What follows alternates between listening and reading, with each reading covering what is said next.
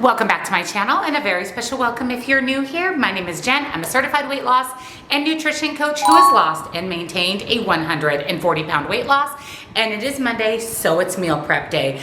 I am in my apron. I'm wearing festive clothing, festive apron. I even have festive pot holders, and I am ready for this week's meal prep. I'm really focused on whole, real food this week, with the exception of our dessert, which is a Copycat Starbucks recipe. So if you're excited, give this video a big thumbs up. Subscribe if you're not. Turn your bell on because we do a meal prep every Monday, and I actually upload 5 videos every single week. Down in the description box at the top will be my recipe website. That is where you will find all of today's recipes, as well as nutrition coaching. Highly recommend personalized, custom to you macros and calories. That is what I followed to lose and maintain my 140-pound weight loss.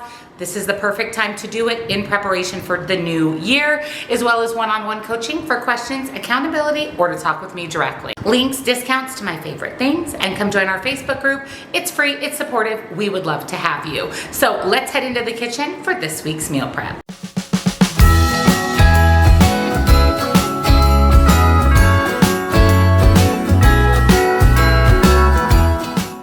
For breakfast this week, I'm making a brunch hash and egg bake. This is going to be so perfect for breakfast. So let me show you what you'll need. So you're going to need a couple pounds of potatoes, whatever potato you prefer. I picked up gold potatoes, feta cheese, eggs, chicken or turkey sausage of your choice. I love this one from Incernio. You need 1 pound. So this is more than 1 pound. I will just weigh out 16 ounces. An onion, salt, and pepper. And then if you would like, you can add some parsley. I'm going to wash, peel, and dice up 2 pounds of potatoes. I have my potatoes coming to a boil. We're going to allow these to boil until they're softened. And then in a skillet that's safe to go in the oven, my case a Dutch oven from Caraway. I will link Caraway down below if you're interested. I do have my 1 pound of chicken sausage and my diced up onion. We're going to cook this until brown. So I have my ground sausage, my cooked potatoes. I'm adding everything to my Dutch oven. I'm going to season it with a little bit of salt and pepper, and we're going to let these potatoes cook and get nice and crispy. Okay, everything is cooked. This looks so good. I'm going to kind of just give everything one more stir. And then with the back of my spoon, I'm going to make some wells into the potato sausage mixture. We're going to crack in 8 eggs, so you want to crack it right into that well that you made. And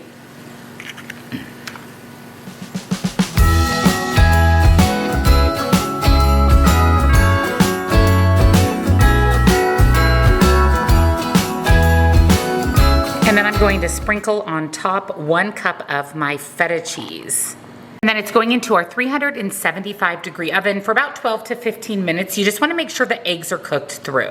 I just pulled my breakfast out of the oven. This looks so good. The feta on this is going to be literally amazing. I'm going to allow it to cool completely. I'll probably honestly just store it in my Dutch oven for the week, but I will go ahead and put all of the information here on the screen for you. For my lunch this week, I'm making sweet potato ground beef casserole. I wanted something just loaded with protein and just whole clean ingredients in my breakfast and lunch. So let me show you what you'll need. You're going to need instant rice. I always just keep my instant rice in here. You guys know I use it to make Lola's food every week. It calls for vegetable broth. I'm using the chicken broth that I have left over in my fridge. Some whole milk in place of the half and half that the recipe calls for. You won't even notice the difference, but you'll save a lot of calories, fat, and points. Parsley, garlic powder, rosemary, salt and pepper, 2 medium sweet potatoes. This one is so tiny that I'm gonna do these 3 potatoes, an onion, 96% lean ground beef. Remember now on Weight Watchers, any lean beef is 0 points. So this is actually 0 points, all the way up to 90% lean, and then some light shredded cheese. I'm going to peel and dice up my sweet potatoes and dice up my onion. So I went ahead and sprayed my baking dish 9x13 with some nonstick cooking spray. I'm going to season my potatoes with some salt and pepper, some garlic powder, and then some fresh rosemary. To a skillet, I added my diced up onion, my pound of ground beef. I'm going to get this cooking and browning while the sweet potatoes are in the oven. I just pulled the sweet potatoes out of the oven. Here's my ground beef onion mixture. We're actually going to put this on top of the sweet potatoes. 14.5 ounces or 1 can of broth. half of a cup of whole milk, and then 1 1/3 cup of instant rice. So there's a third, and then a 1 cup. And then we're going to mix this all together. You just wanna make sure that the rice gets into the liquid. We're going to cover the casserole with some foil, pop it into the 400-degree oven for about 30 minutes. Pulled lunch out of the oven, added 2 cups of light shredded cheese to the top, a little bit of dried parsley. It's going back into the oven for 15 minutes uncovered. The sweet potato ground beef casserole is out of the oven.